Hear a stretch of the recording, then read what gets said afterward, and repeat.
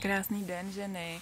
Já jsem si říkala, že vám nahraju dneska něco z lesa, protože už příští týden nám začíná nový cyklus ženských kruhů a řekla jsem si, že tentokrát udělám takové krátké videjko, protože většinou dávám jenom písemné příspěvky, takže toto je pozvánka na kruhy a chtěla jsem dneska tak trošku shrnout, protože se mě často ptáte v soukromých zprávách, a o čem vlastně ty kruhy jsou, nebo jak to vypadá, jak to probíhá.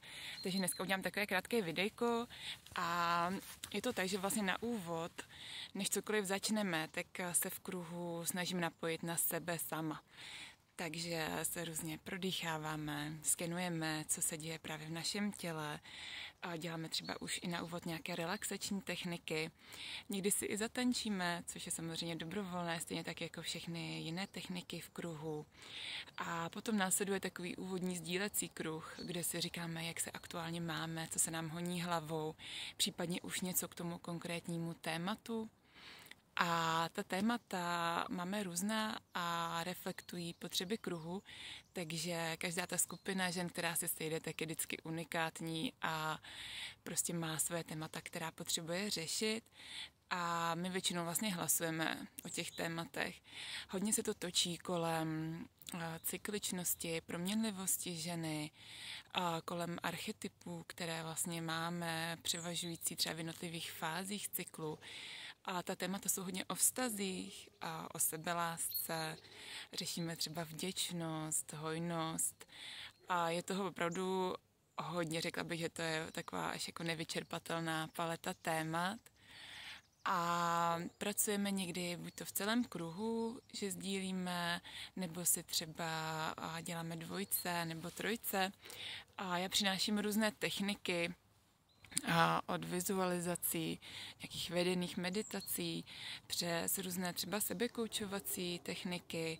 Někdy píšeme, někdy kreslíme, někdy si jenom povídáme.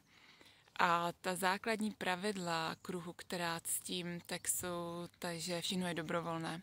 Jo? A je i na každé ženě, jak hodně se chce zapojit, jak hodně chce toho sdílet s ostatními a jestli se chce účastnit všech technik nebo třeba bude jenom pozorovatelem. A všechno je možné. A další pravidlo je to, že se tam všechny tykáme.